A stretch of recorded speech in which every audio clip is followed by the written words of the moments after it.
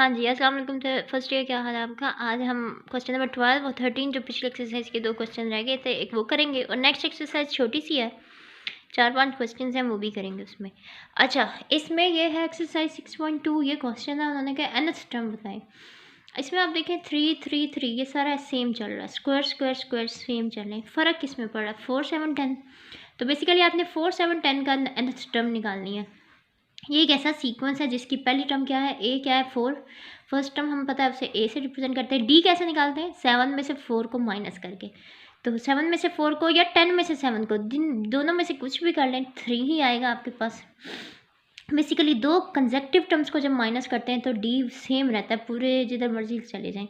अच्छा, A N is equal to A plus N minus 1 into D, ये कल formula मैंने आपको लिखवाया था, यही फार्मूला अगली एक्सरसाइज में भी यूज़ होना है, इसको सही तरह याद रखें। इसमें ए पहली टर्म है, एन टर्म का नंबर है और डी डिफरेंस है, यानी कि जो जैसे हमने ये 3 निकाला है तो 3 लगा दिया, 4 लगा दिया। इसको देखें, सिंपलीफाई कर लें तो ए एन, ये जो 4 7 10 वाला सीक्वेंस है, इसकी nth टर्म हमारे पास आई है 3n + 1। तो हम nth टर्म पूरे सीक्वेंस की कैसे लिखेंगे? ओवर 3 ऐसे ही, होल स्क्वायर ऐसे ही, देखें ओवर 3 ऐसे ही, होल स्क्वायर ऐसे ही, सिर्फ ये जो ऊपर वाली जो टर्म है जिनमें चेंज आ रहा था उसका जगह हमने nth टर्म की जगह लिख दिया 3n + 1, और होल स्क्वायर क्योंकि ऊपर भी टर्म्स में था और 3 था तो वो वैसे ही लिख दिया। तो ये आपके पास हो गया क्वेश्चन नंबर 12, यही आंसर है। क्वेश्चन नंबर 13, उसमें आप ये देखें क्या कहा हुआ है, if 1/a 1/b 1/c are in A P show that b is equal to this. तो ये देखें 1/a 1/b ए पी में है। ए पी में मतलब अभी हमने देखा ए पी यहाँ भी था, अरिथमेटिक प्रोग्रेशन में दो चीज़ों को माइनस करें, दो कंसेक्टिव टर्म्स को, तो सेम होता है। 7 में से 4 भी 3 था और 10 में से 7 भी 3 था। इसी तरह डी, इसमें अरिथमेटिक सीक्वेंस की पहचान है। अगर ये अरिथमेटिक सीक्वेंस में है तो 1/b माइनस 1/a, इधर इसमें लिख दें they are in A P. A P का मतलब कि ये अरिथमेटिक प्रोग्रेशन का हिस्सा है। तो डी क्या होगा? इन दोनों को माइनस करके डी आएगा 1/b माइनस 1/a। अगर इन दोनों को माइनस करेंगे आगे वाली 1/c माइनस 1/, आगे वाली में से पीछे वाली को माइनस करना है, ये याद रखें। आपको बताया था ना कल भी, ए एन में से ए एन माइनस 1, या आगे में से पीछे, जो सी भी दो टर्म्स है आगे वाली में से पीछे को माइनस किया। अब ये दोनों डी हैं, हमने यहाँ भी देखा पहले भी कि ये डी बराबर होता है, तो डी दोनों में सेम होगा। तो ये वाली डी की वैल्यू और ये डी की वैल्यू ये यहाँ लगा दी। अब उन्होंने जो किया हुआ है, उन्होंने बी को इकट्ठा किया हुआ है, तो आप देखें इधर भी बी है इधर भी बी है, माइनस 1/b इधर आके प्लस 1/b, माइनस 1/a यहाँ आके प्लस 1/a। एलसीएम लिया इस साइड का, 1/b प्लस 1/b जो है वो दोनों मिलके 2/b हो गए। अब इसमें से उन्होंने देखें b की वैल्यू निकाली हुई है, b को एलिमिनेट किया हुआ है, तो आपने भी ये देखें क्रॉस मल्टीप्लाई कर लें, b ऊपर जाकर मल्टीप्लाई हो जाएगा और सी ए 2 के साथ आ जाएगा, a + c नीचे आ जाएगा, तो b = 2ca/a+b। This is answer. यही हमने प्रूव करना था, जस्ट हमने d निकाला है, दोनों का, इधर भी और इधर भी, और दोनों को बराबर किया तो और b की वैल्यू निकाल ली है, हमारे पास b आ गया है आंसर में। अच्छा, ये एक्सरसाइज हम कंप्लीट हो गई। 6.2 6.3 जो एक्सरसाइज है वो हमारे पास है अरिथमेटिक मीन की। मीन आपने पहले प्रैक्टिकल्स वगैरह में निकाला होगा। अगर 2 टर्म्स होती हैं तो दोनों को ऐड करके 2 से डिवाइड कर देते हैं, 3 टर्म्स होती हैं तो तीनों को ऐड करके 3 से डिवाइड कर देते हैं। ये अरिथमेटिक मीन फिलहाल इन्होंने 2 टर्म्स का बताया हुआ है। अगर जब भी 2 टर्म्स दी होंगी उनकी मीन कैसे निकलेगा? दोनों को ऐड करना है, 2 से डिवाइड करना है। स्मार्ट सिलेबस में आपका क्वेश्चन नंबर 1 का सिर्फ सेकेंड पार्ट है। अगर कोई बाकी के पार्ट्स भी आप देख लें, सिर्फ 2 टर्म्स दी हुई है, x - 3 और x + 5, उन दोनों को ऐड किया है और दोनों को ऐड करके आ जाएगा 2x + 2। 2 कॉमन लेके 2 से कट कर दिया, कॉमन लेके 2 से कट करना, उसके बगैर नहीं। ये मैंने आपको पहले भी बताया हुआ, ऐसे कटिंग नहीं होती जब तक ये किसी चीज़ में ऐड हो रहा हो। 2 कॉमन लेके कैंसिल हो गया तो x + 1 हमारे पास आ गया। यही मीन था, यही हमने निकालना था, मीन निकाला हमने जस्ट। अच्छा, अब ये मीन निकल आया। अब ये देखेंगे एक्सरसाइज 6.3 का क्वेश्चन नंबर 2 पार्ट 1 का 2 मैंने ये किया है, बाकी स्मार्ट सिलेबस में नहीं है, लेकिन आप जस्ट इसमें ऐड ही करने, ऐड करके 3 और 5 को ऐड किया, 2 से डिवाइड किया, तो 8 को 2 से डिवाइड करके 4/5 आंसर आ जाएगा। अच्छा, ये नीचे वाले क्वेश्चन, इसमें स्मार्ट सिलेबस में 3 है, 4 है, 6 है, ये तीनों एक जैसे हैं और एक 7th है। 7th बहुत इंपॉर्टेंट है, ये अक्सर पेपर्स में इस तरह के टाइप के क्वेश्चन आते हैं, ये मैं आपको लास्ट में कराती हूँ। 3 4 6 में से एक कराऊंगी, बाकी 2 आपने करने हैं और मुझे करके भेजने। दो में से कोई एक मुझे करके भेज दें, और साथ ही क्वेश्चन नंबर 7 जो मैं करवा रही हूँ ये भी आपने दोबारा लिख के भेजना है क्योंकि ये इंपॉर्टेंट है। क्वेश्चन नंबर 3 4 में से मैं 4 कर रही हूँ। Insert 4 AMs। 4 AMs इंसर्ट करनी है। दो नंबर्स दिए हुए हैं, दो नंबर्स कौन से, √2 और 12/√2। जैसे इसमें 6 करनी है, इसमें 3 करनी है। तो अगर 4 करनी है तो एक जगह पहला नंबर और आखिरी नंबर उन्होंने दिया हुआ, बीच में 4 हैं। 4 AMs अगर हैं, अगर इसी में क्वेश्चन नंबर 3 में कह रहे हैं 6 AMs, तो 6 AMs अगर होंगी तो इसकी जगह A5 आ जाएगा, यहाँ A5 आ जाएगा और A6 भी आ जाएगा। फिलहाल 4 वाली करें। अच्छा, ये उन्होंने कहा एक सीक्वेंस बन गया। अरिथमेटिक मीन्स हैं तो अरिथमेटिक सीक्वेंस ही बनेगा।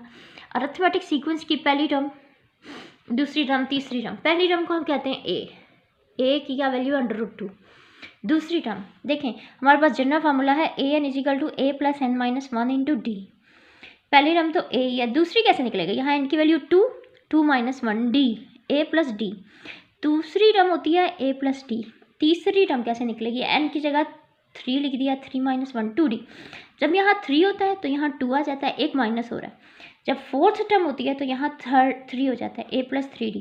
फिफ्थ टर्म आप बताएं आप कैसे लिखेंगे, A5 होगी A + 4D। 4 में 5 में से 1 को माइनस करेंगे, ये इस तरह लिखी जाती हैं इसकी सारी टर्म्स। तो मैं पहली टर्म को तो A कहूँगी, दूसरी टर्म को A + 2D कहूँगी, तीसरी टर्म को A + 2D, चौथी टर्म को A + 3D, पाँचवीं टर्म्स को A + 4D, छठी टर्म को A + 5D। यानी अगर 100 टर्म आप मुझे बताएं, A100 निकालना अगर आपने है तो आपने उसमें से क्या निकलेगा, A + 99D हो जाएगा, A100। तो इसी तरह है, यानी कि एक टर्म n - 1 हो जाता है, एक टर्म आपके पास कम हो जाती है। अब देखें, ये पहली टर्म है A, दूसरी है A + D, इसको A2 लिख, यहाँ वैल्यू है दूसरी टर्म की A1। तीसरी टर्म कौन सी है, A2, इसको लिखेंगे A + 2D क्योंकि ये तीसरी टर्म है। चौथी टर्म को क्या लिखेंगे, A + 3D और इसकी वैल्यू है A3। पांचवी टर्म को लिखेंगे A + 4D, A4। और ये कौन सी टर्म है, काउंट करके देख लें, 1 2 3 4 5 6 है ये। 6 टर्म को कैसे लिखेंगे, A + 5D = 12/2 √2। अच्छा, अब इसमें हमेशा देखें पहली और आखिरी इक्वेशंस में से इन दोनों को आपस में सॉल्व करना है। A की वैल्यू निकली हुई है, A की वैल्यू इसमें लगा दें तो D आ जाएगा। अगर A और D आ जाएगा तो क्या ये सारी वैल्यूज़ निकल नहीं आएंगी, बेसिकली सारे क्वेश्चंस में A और D ही निकालना है। A आपके पास डायरेक्ट निकल आएगा, D आप ये वैल्यू इसमें पुट करेंगे लास्ट वाली में तो आपके पास देखें D निकल आएगा। A की वैल्यू क्या है, √2, ये दूसरी साइड पर जाएगा -√2। आगे हमने एलसीएम लिया, √2 एलसीएम आया, 12 में से 2 माइनस हुए तो 10/√2। 5 इधर आकर डिवाइड हो गया, इधर मल्टीप्लाई हो रहा था, कटिंग हो गई। 2/√2 को ऐसे भी रह सकते हैं, लेकिन देखिए √2 को मैं √2 × √2 ये मैंने बड़ी दफ़ा किया हुआ है क्योंकि √2 का स्क्वायर ले लें तो फ़र्क नहीं पड़ता, ये कट गया तो जस्ट √2 आपके पास D आ गया। A भी देखिए √2 आया है और आपके पास D भी A भी √2 और D भी √2।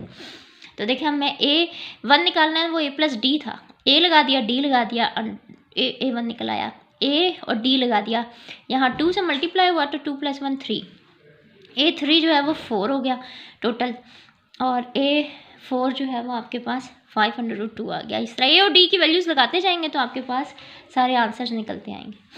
अच्छा, अब इस एक्सरसाइज का बाकी दो क्वेश्चन जो है ना, क्वेश्चन नंबर 3 और 6, मैं आपको थोड़ा सा बता देती हूँ। हम देखें क्वेश्चन नंबर 3 में कितनी एम्स इंसर्ट करनी है, 6 करनी है, 2 और 5 के दरमियान।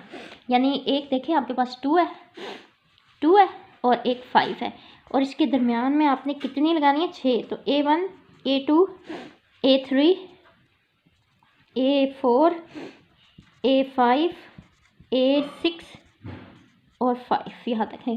2 और 5 के दरमियान 6 लगानी है। पहली टर्म आपके पास हो जाएगी A2 है, A + D A1, A + 2D, A + 3D, A + 4D, A + 5D, A + 6D और A + 7D, ये 7D होगी 5। और इसी तरह आपने A की वैल्यू 2 इसमें लगाएंगे तो आपके पास D निकल आएगा और A और D आ जाएंगी तो आपको बिल्कुल इसी तरह सारे आंसर्स आपके पास आ जाएंगे। जिसमें 3 लिखा हुआ उसमें जस्ट 3 लगेंगी, जिसमें 6 लिखी हुई उसमें 6 लगेंगी। अच्छा, ये यहाँ तक आप क्वेश्चंस इसके पूरे कर लें। ये क्वेश्चन नंबर 7 है, सबसे इम्पोर्टेंट क्वेश्चन इस एक्सरसाइज का। इसमें इन्होंने कहा है कि find n so that this may be the arithmetic mean. Arithmetic mean का फार्मूला मैंने आपको बताया है a + b/2। दो ही टर्म्स हैं क्योंकि a और b तो इसमें दो ही टर्म्स हैं, तो अरिथमेटिक मीन उन्होंने कहा है कि ये चीज टर्म जो है ये क्वेश्चन में दी हुई है ये am है, तो am मीन्स a + b/2, दोनों को ऐड करके 2 से डिवाइड करना। तो उन्होंने कहा फाइंड करेंगे n क्या होगा। इस इक्वेशन को हमने इस क्वेश्चन को पूरा सॉल्व करना है। इस तरह का क्वेश्चन अगले एक्सरसाइजेस में भी है, तो अगर एक आप सही कर लेंगे सॉल्व तो अगला भी आपको अगले भी आ जाएंगे। तो इसमें क्रॉस मल्टीप्लाई है, 2 से इन दोनों को मल्टीप्लाई कर दिया, देखें 2 और ये टर्म मल्टीप्लाई होनी है, ये वाली साइड ऐसे ही है। अच्छा an-1 को a से मल्टीप्लाई किया, n-1 में एक पावर एक और ऐड हुई तो जस्ट -1 और +1 कैंसिल हो गया, जस्ट an पावर बन गई। an-1 को फिर b से किया तो an-1 और b अलग आ गए, bn-1 को a से किया तो a bn-1 आ गया। ऐसे ही दो टर्म्स अलग अलग। bn-1 को जब b से करेंगे तो इसमें भी एक पावर इसकी ऐड होगी, बेसिस एक जैसी है, पावर +1 होगा तो -1 +1 ख़त्म bn। ये आपके पास आ गया an और bn, लास्ट में इनमें चेंज आया, ये दोनों टर्म्स तो जस्ट मल्टीप्लाई होकर साथ लिखी गई। ये an इधर आकर माइनस होगा, 2an में से एक an माइनस हो जाएगा तो जस्ट एक an बचेगा। इसी तरह 2bn में से एक an माइनस होगा तो जस्ट एक bn बचेगा। ये जो दो टर्म्स हैं बीच वाली ये इधर आके जस्ट माइनस के साइन, हमने साइन चेंज किया, सारी टर्म्स को इधर ले आए =0। अच्छा अब इनकी हमने फैक्टराइजेशन करनी है, ऐसे इसकी फैक्टराइजेशन होनी है। देखें इन दोनों में से अगर सपोज ये एक an है और an माइनस, इसमें से एक पावर कम हुई हो, लेट से ये 4 है और ये 4 में से एक कम हुई हुई है 3 है, तो कॉमन तो छोटी वाली निकलेगी ना, छोटी a3 निकलती है और बाकी एक रह जाती है। इसी तरह इन दोनों में से छोटी कौन सी है, an-1, n-1 वाली पावर छोटी है उसको हमने कॉमन लिया और यहाँ से एक पावर एक ही बच गई, ये कॉमन निकल गया तो यहाँ से b बच गया। इसी तरह इन दोनों में से छोटी कौन सी है, एक bn है और b में से एक n में से एक कम हुआ है, यानी कि छोटी पावर bn-1 है, वो -bn-1 कॉमन लिया तो ये तो पूरी कॉमन निकल गई, यहाँ a बच गया। इसमें से n-1 एक छोटी बाहर निकल गई तो सिर्फ एक पावर b बच गई, तो जस्ट b बचेगा। देखिए जैसे इसमें -1 और a मल्टीप्लाई होकर a बन गया था ना, यानी कि बेसिकली एक पावर कम है, ये भी एक पावर कम है तो इसमें से एक पावर बच जाएगी। दो फैक्टर्स हो गए, देखें अंदर सेम टर्म्स आ गई, a-b अलग फैक्टर बन गया, एक ये फैक्टर बन गया। इसमें तो n है ही नहीं, इसको छोड़ देंगे, n की वैल्यू निकालनी है ना, इसको =0 किया, ये माइनस वाली टर्म जब दूसरी साइड पे गई bn-1 पावर b इक्वल हो गए, दोनों को bn-1 से डिवाइड किया, इधर भी नीचे आ गया, दोनों की पावर n-1 थी, खट्टी लिख दी, यहाँ सेम टर्म्स कटी हैं, 1 आ गया।